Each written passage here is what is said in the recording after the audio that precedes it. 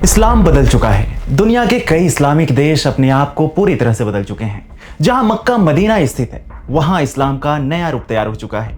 मुसलमान औरतें गाड़ियां चलाती हैं, उन्हें सऊदी अरब सरकार की ओर से ड्राइविंग लाइसेंस मुहैया कराया जाता है। तुर्की में 99% से ज्यादा आबादी मुसलमानों की है, लेकिन वहां भी हिजाब, हलाला, बहुविवाह, मुत्ता और मिस्यार जैसी चीजें अनिवार्य नहीं हैं।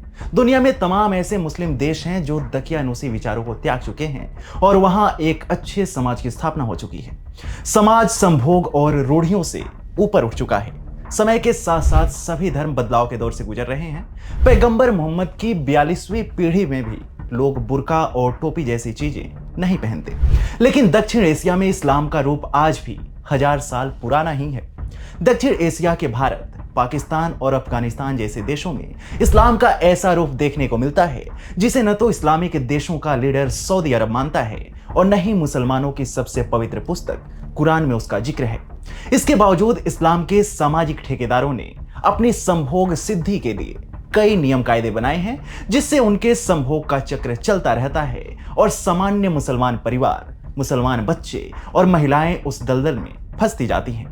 हलाला भी उन्हीं में से एक है जिसका जिक्र कुरान में कहीं नहीं मिलता। नमस्कार, मेरा नाम है अवनीश और आज की वीडियो में मैं आपको बताऊंगा कि कैसे इस्लामी ठेकेदारों ने हलाल से हलाला का कॉन्सेप्ट निकाला, जिसके जरिए वो आज भी मुसलमान औरतों को अपना शिकार बना रहे हैं। देश में वेश्यावृत्ति बैन है, इस्लाम में भी वेश्यावृत्ति हराम है, लेकिन पिछले कई दशकों से ऐसे तमाम मामले सामने आते रहे हैं जिसमें तलाक देने वाले पति से दोबारा विवाह करने के लिए महिला को दूसरे व्यक्ति से शादी करके फिर उससे भी तलाक लेना होता है। मौलवी या पहचान का कोई मर्द पैसे लेकर शादी बचाने के नाम पर एक रात के लिए शादी करता है और तलाक दे देता है। इस प्रोसेस को इस्लाम में हलाला कहा जाता है। हलाला की कड़ी 3 तलाक से सीधी जुड़ी हुई है। जैसे एक बार में 3 तलाक कुरान सम्मत नहीं है, वैसे ही हलाला भी कुरान सम्मत नहीं है। जब सुप्रीम कोर्ट ने 3 तलाक को असंवैधानिक बताया तो कोर्ट ने कुरान के आधार पर ही उसे असंवैधानिक बताया था।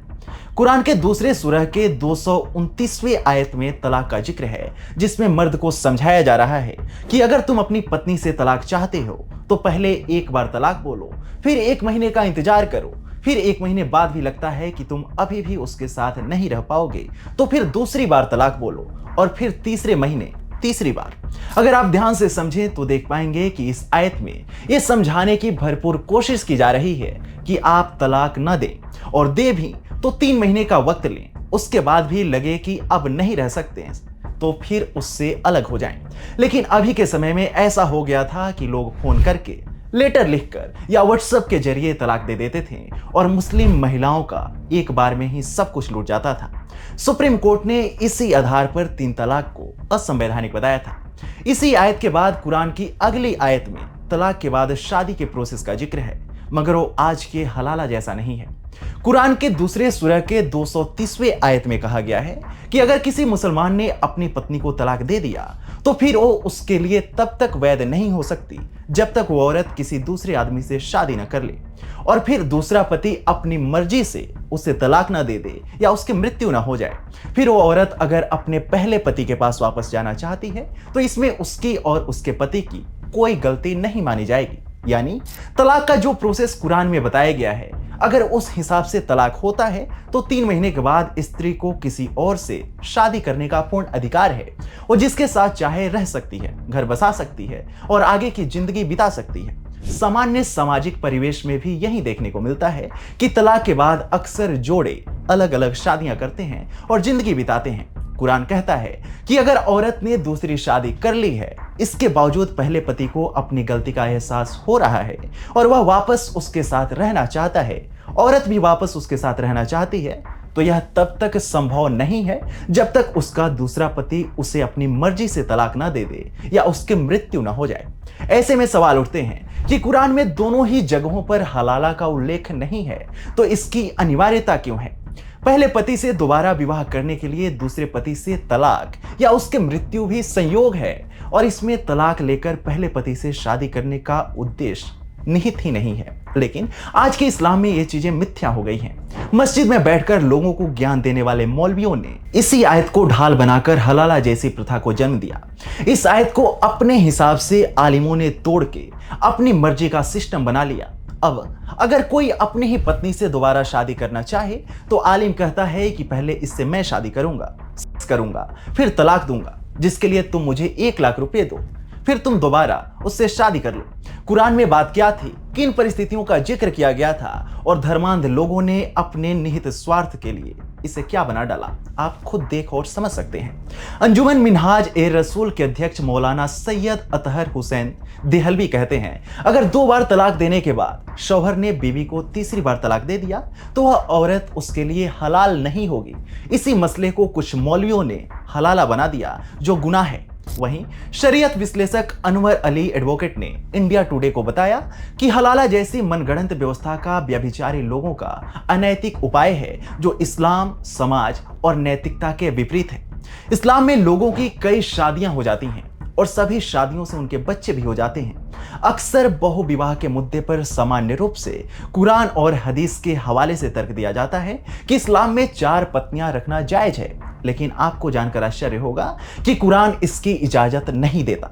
बहुविवाह के पीछे कुरान की कई शर्तें हैं।